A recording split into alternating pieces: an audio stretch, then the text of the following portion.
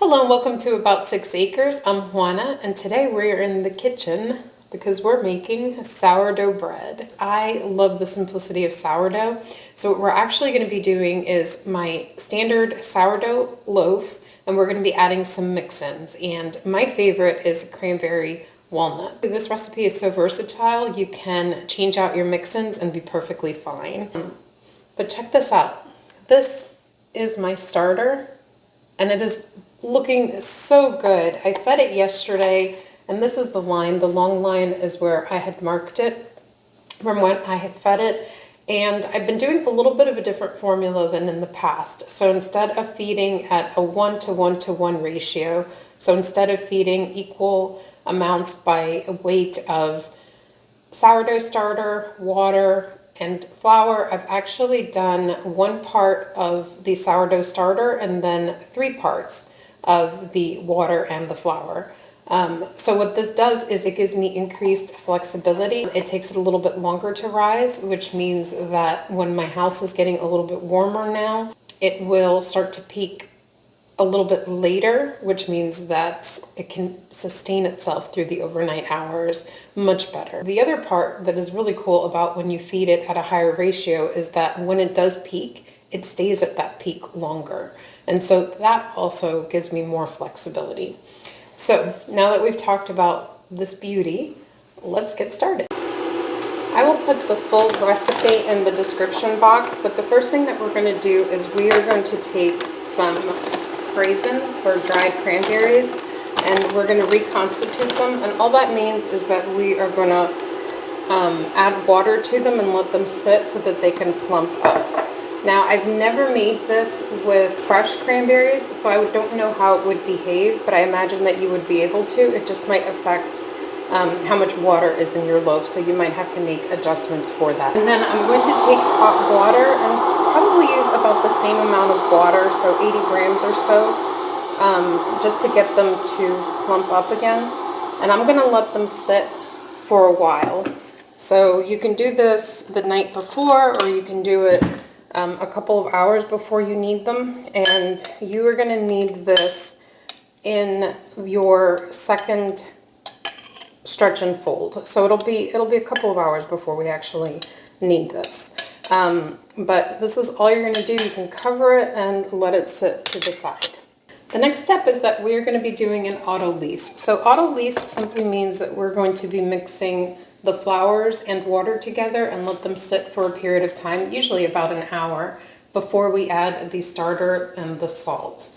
So I am going to be using a mix of whole wheat and bread flour, and again, use the ones that you have on hand that you like, but definitely try to find a strong bread flour because I feel like it works that much better when it comes to the actual sourdough loaves. So we'll put the recipe in the description. So I'm not putting a graphic right now for it, just in case we make tweaks as we go along. But right now I'm just going to dole out about 400 grams of bread flour, 100 grams of the whole wheat. We're going to weigh out the water, and I use room temperature water normally. In the colder months, I like to use it a little bit warmer because it helps out with regards to the dough temperature and the fermentation process, kicking it off. So I am going to be weighing for about 365 grams or so. I'm going to take a portion of this water and reserve it to the side with my salt to add when I add in my salt. So this has been weighed for the recipe amount. So I'm simply going to get a container that I'm going to weigh out the salt, and I use natural sea salt.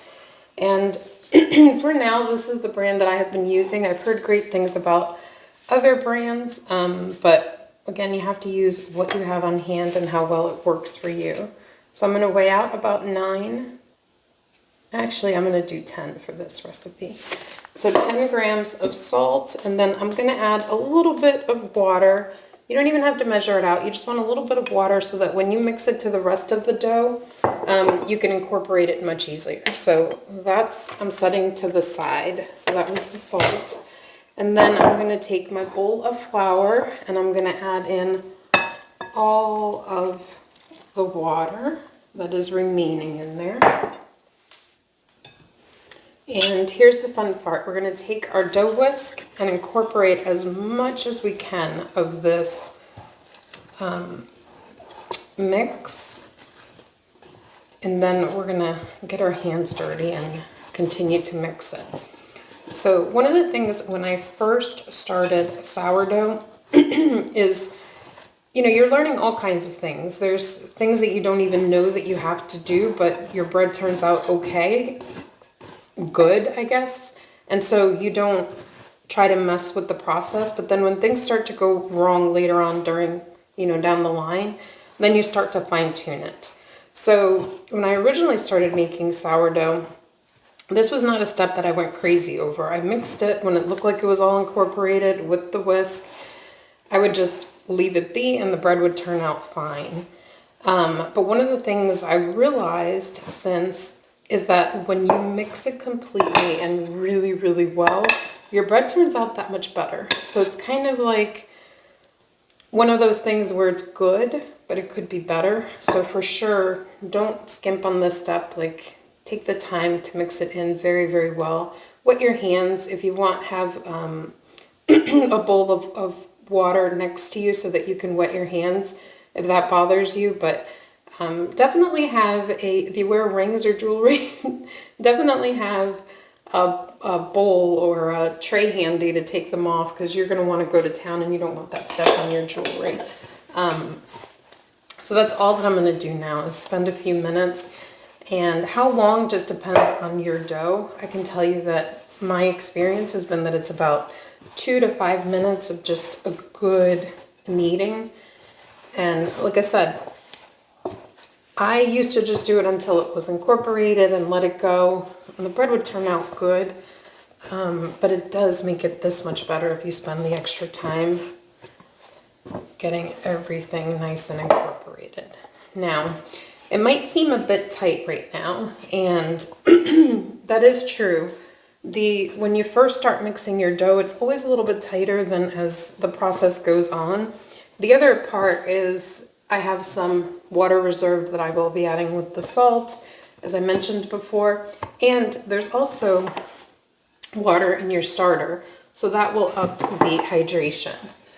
And because I know that we're going to be adding in some raisins that, even though we are going to dry out, as far as, you know, let it sit on a towel, it still will have some moisture in it. So I don't want to have this dough be too wet.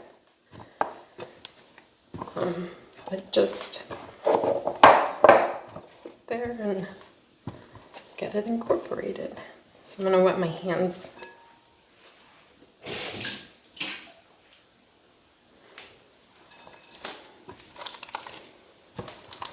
Sorry if you don't like this sound. I don't like the sound, but it's one of those things where it's part of the process.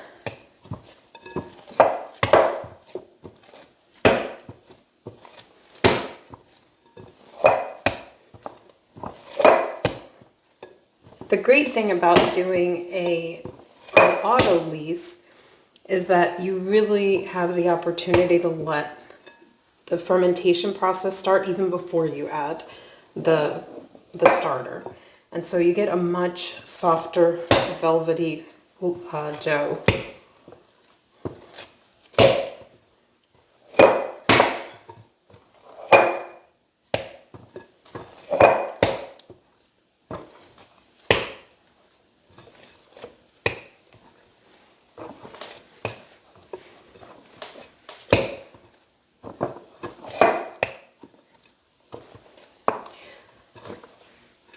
So it all feels well incorporated. All I did was mix for a few minutes, basically until the dough starts to feel like it's together and incorporated and you don't have random dry bits around the dough. And we are going to let it sit for about an hour, and then we will come back and add the remaining ingredients. So this is pretty exciting. And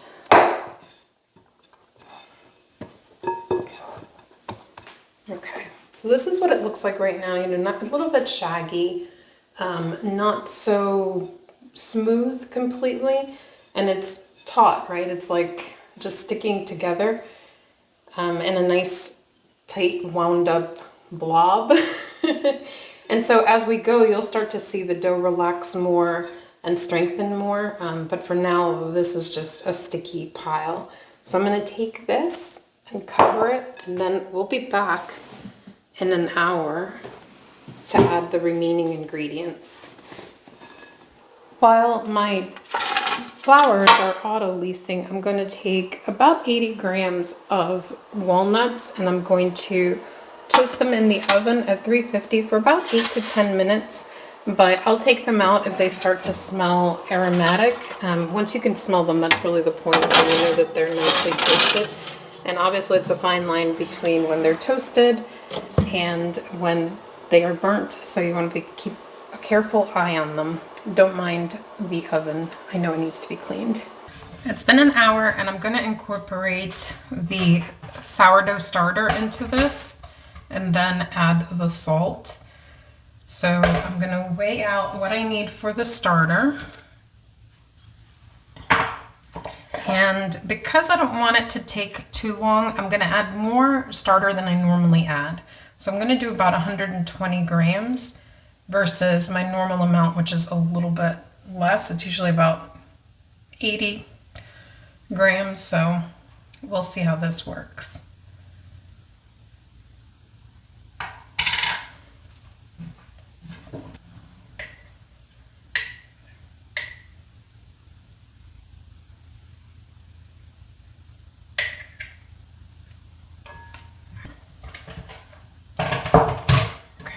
I'm just going to start to work it in there and wet my hands as I go.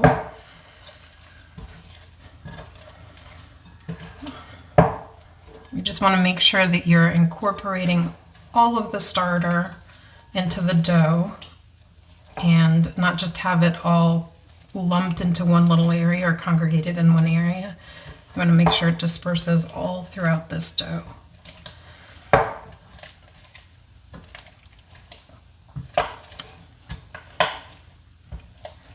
I know it sounds funny. I say that over and over again because I don't like that weird sound.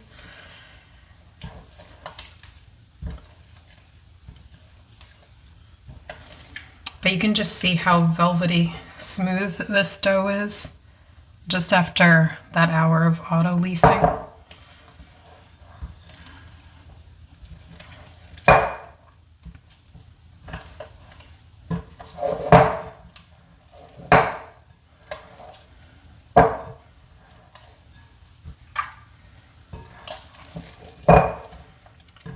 I'm just going to do some slap folds into the bowl.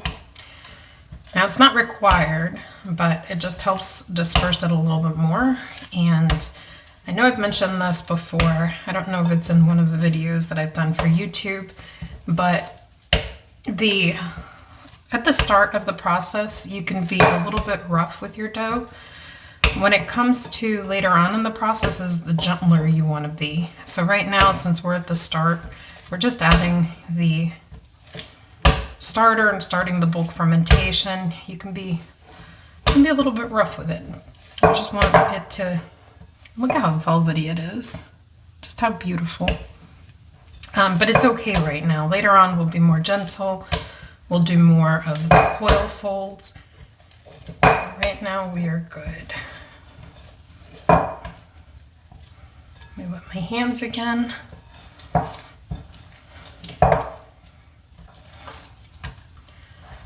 it's looking nice and incorporated.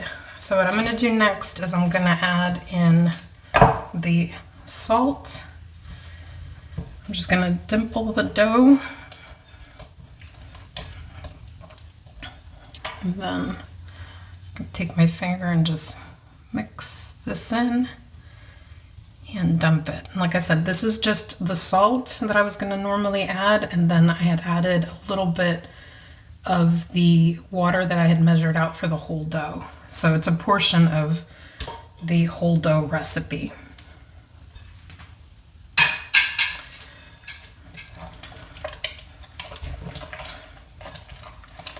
And as soon as you add the salt, it almost feels a little bit more rubbery than velvety. And that changes throughout the bulk fermentation, but that's what we have right now. And I just want to make sure you get it all throughout.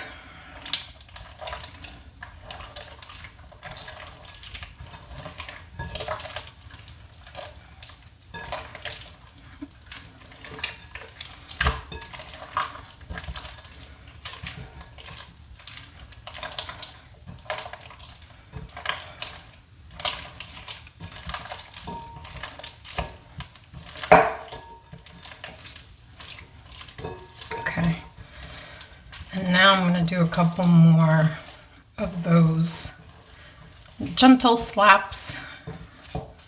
Not really pure slap and folds, but something like it. And your dough will vary, believe it or not, even if you're using bread flour and whole wheat, just like I did.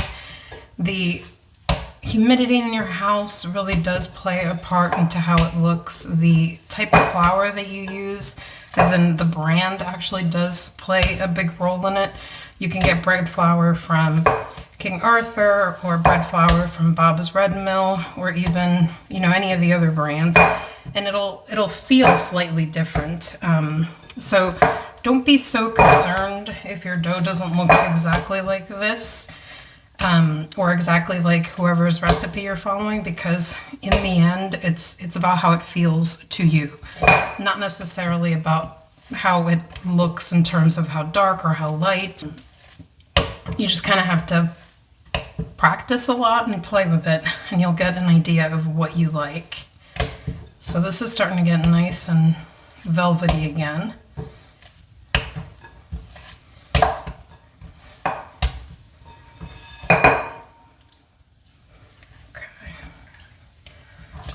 Fingers one more time. Yeah, and you can just see how it's holding itself a little bit better than it did before, where it was just tearing everywhere. And so I am going to let it sit and let it rest for about a half hour, and then we're going to come back and do some of the folds and add in some of the inclusions. My craisins are looking nice and plump. They haven't been sitting there that long, probably about an hour and a half. And like I said, I just tried to reconstitute it a little bit, and I'm going to drain them out. And afterwards, we are going to set them on a paper towel or on a towel, whatever you want to use. You don't want to add something too wet because that changes the way that your dough behaves. And so you can press in there, get rid of some of that moisture. It will help. I'm just going to let them sit and kind of some of that water come out so that it's not overly wet. It's been a half hour. We're going to check on our dough, and you can see not a lot has changed. It's just basically relaxed. And so we're going to do our first stretch and fold. And in this case, I do like to do a stretch and fold for the first one. I just feel like it helps me to get an idea of how the dough is doing, and then we'll change to a different kind of fold in the later ones. So it's feeling very, very smooth, which is one of the reasons why I really like to do that 1 hour Autolyse beforehand. And I'm going to add half of the craisins, which again, we had reconstituted. And so I'm going to add half now. I'm going to be adding some of the walnuts that we roasted. And so let's get to it. I can tell you this dough is feeling so soft and smooth. It's really, really nice because it's easy to stretch and easy to work through. So I'm going to go around probably twice. Now, most times when you read a recipe, it'll tell you like do a set 4 times, but there's no harm in doing more than 1 set. And 1 set is usually going around the bowl once. But you're trying to strengthen your dough, and I usually like to do this until the dough pulls on me. So right now it is pulling on me, so 2 sets around is all I think I'm going to get through. If you were counting, maybe this is 3. But I'm going to do that and basically set it aside so that it sits for another half hour, and I'm going to cover it. So in a half hour, we'll be back. It's been 30 minutes, and you could see that the dough has relaxed a lot, but you can also see where it's starting to ferment a little bit. So you can see some of those bubbles underneath the surface. Some of it is because of the mix-ins that we have, but some other ones are more because of the fermentation. So I'm gonna add the remaining amount of walnuts and raisins into this mix. So wet my hands, and I'm gonna just loosen it from the sides of the bowl. And then I'm gonna add the remaining amount. I was a little hesitant to add it all in because I kind of wanted to do it slowly, but we just have so many things going on at once, and bread you kind of just want to get done, right? And get it to the point where it's sitting to finish bulk fermenting. So just adding the remaining amount, and I'm going to do a stretch and fold. And again, this dough is so pliable and velvety, and I attribute so much of that to just that first hour, the flours just sitting in there. And so we're going to do this. What will happen is, as the time passes, the mix-ins will start to spread out throughout the dough. So you'll get a better, how do I explain that? I'm not really sure how to explain it, but basically you won't have them all be on one part, because as the dough spreads out and relaxes, and as we do the coil folds, it'll get incorporated and dispersed better throughout the dough. So for now, it just looks like it's not quite right, but that's because we're not done. And I'm just gonna do one more. And you see, just as you go through the process of stretching and folding the dough, how much tighter it gets. So this we're gonna consider the second step. And so I'm gonna cover it, set it aside for 30 minutes. It's been 30 minutes, so time for our third fold, which is gonna be a coil fold. So unlike the other one where I was grabbing from a corner and bringing it into the middle, in this one I'm going to loosen out the side and just pull up from the middle gently. So as we get further along in the process, be a little bit gentler with your dough. So whereas before we could be as rough as possible, that's not going to be the case now. So I'm going to loosen it out. I wet my hands. I'm just going to loosen the dough from the sides. And then I'm going to take both hands and just go in the middle gently and pull, and then fold onto itself. Now this dough is feeling very, very tight. I just rinsed my hand one more time. So it's feeling very tight. So I'm gonna wait probably 45 minutes before I do the next round of coil folds. So at this point, I'm just gonna leave it like this and cover it, and then I'm gonna come back in 45 minutes. Again, the only reason why is because it's feeling very tight, and so I wanna give it more time to relax. And as you can see, I don't see as much going on yet, which means it can use the additional time. So you see like a bubble here, and a bubble there. But again, it probably can use the additional rest. So I'll be back in 45 minutes. Here's my fourth set of folds, and I'm going to be doing coil folds again. If you look at the dough, it's relaxed a little bit. I know it's kind of hard to see in here, and I apologize. It got really dark in my kitchen all of a sudden. But you will see a little bit more fermentation bubbles. It does look a little more relaxed, and so it should make it easier for the coil folds. I'm just going to wet my hands again. Now, I do feel like, even touching it now, I do feel like that moment of giving it 45 minutes instead of 30 minutes really did help. And so it's a lot smoother, a lot lighter. you know, the heaviness that you might feel if you're doing this is really because of the inclusions. So because of the walnuts and the raisins that we added. But beyond that, it is a much lighter dough.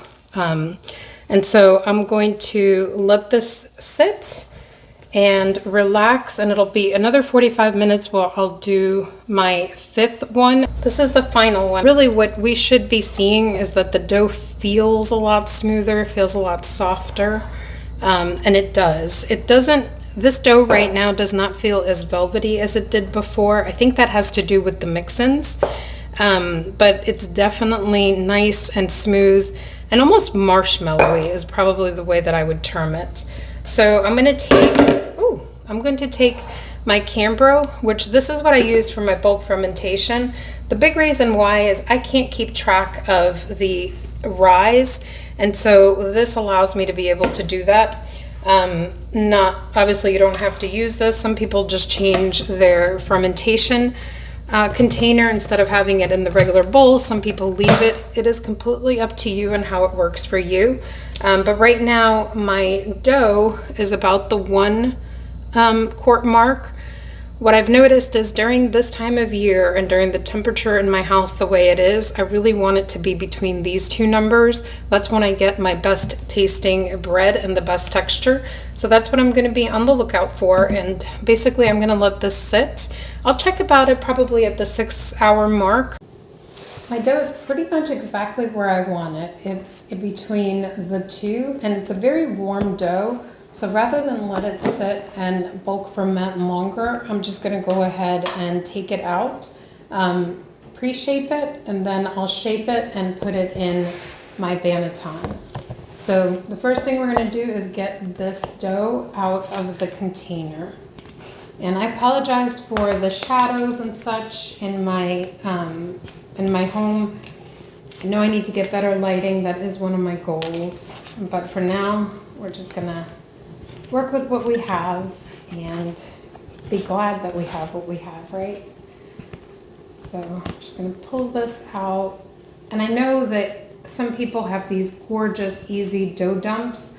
I've never been able to get a dough dump cleanly like that. I've always chalked it up with to the fact that I'm learning still. But my bread always tastes pretty good, so I'm not going to complain.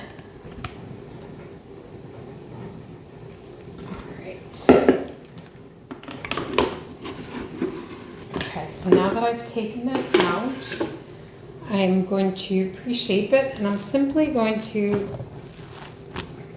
not work on it too rough because I don't want it to degas too much, but I'm just going to pull it over a little bit. I'm going to fold it onto itself. I don't like that I'm seeing tearing, but hopefully that won't affect any of the flavor or the bread texture.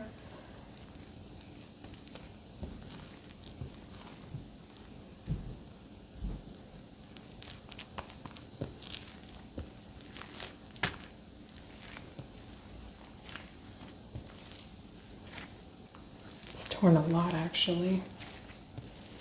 So this might be a learning experience for all of us because you definitely don't want that much tear in your bread, for sure.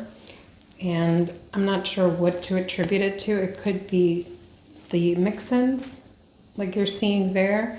It could be something else. Normally when you over ferment your loaf, so if you let it sit too long in bulk fermentation, it'll happen. It is possible that mine is over fermented because my house is a little bit warmer than normal today, which is why, 6 hours later it's already done. And I think I mentioned at the beginning of the video that I didn't think it would be done that quickly. So it could be a number of things, and we'll figure it out tomorrow depending on how it bakes and how we see it. But for now, I'm just going to be glad with what I have, and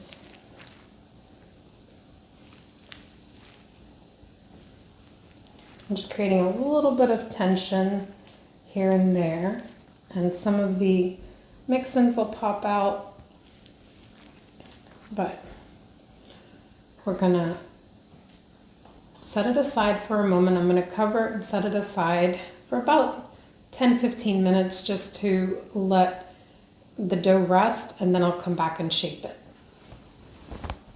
It's been about 20 minutes. I'm gonna take my banneton and put some rice flour on it.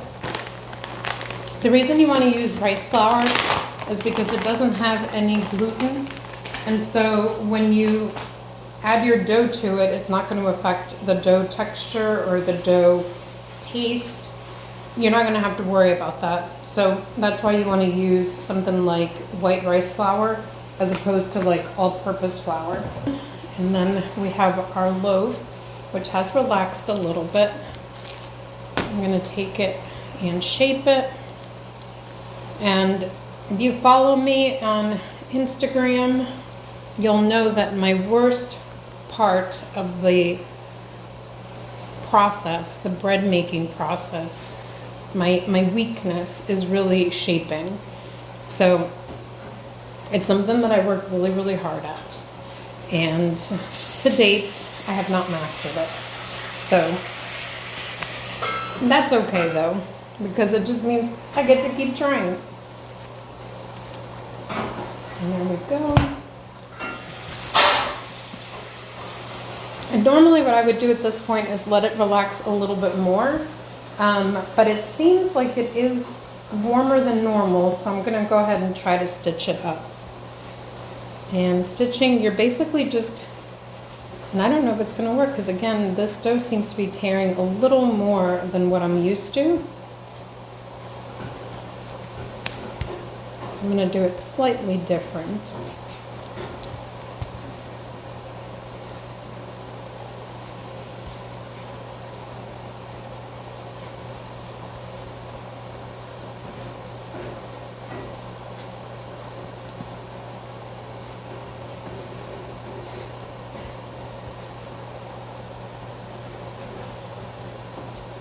One big thing to know is that even though certain steps are not going exactly as planned, for example, this is not as clean as I would like, it's kind of tearing a little bit, it's okay. You still want to bake that loaf because sometimes it'll surprise you, and sometimes it just needs a little bit more time and it will be great. So definitely, no matter what you do, always bake your loaf. The worst loaf, honestly, is the underproofed loaf. Overproof loaf, you know, anything else you pretty much bake and you will get something good and useful out of it. So always bake your bread because it can surprise you.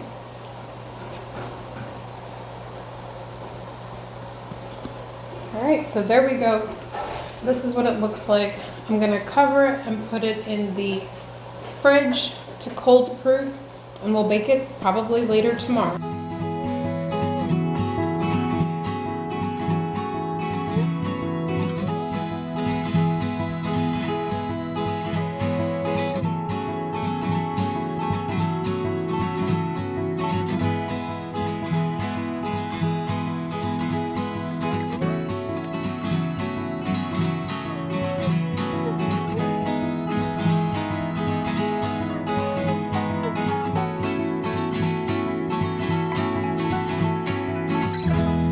This is always the moment I hold my breath because I have to remove the top. But here goes. Here it is. It looks amazing. So I checked to make sure that the temperature was at 200 or above, which it is. And it just looks so pretty. Just listen to that.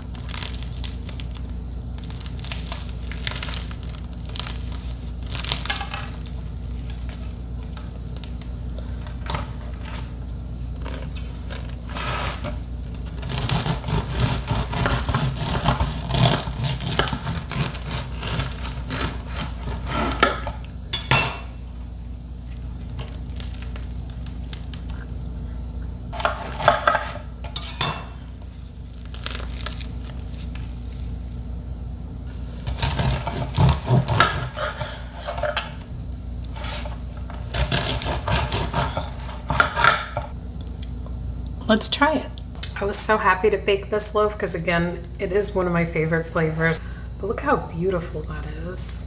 It's got the walnuts, the raisins, and it's just everything that you expect with a loaf of sourdough. So let's try it.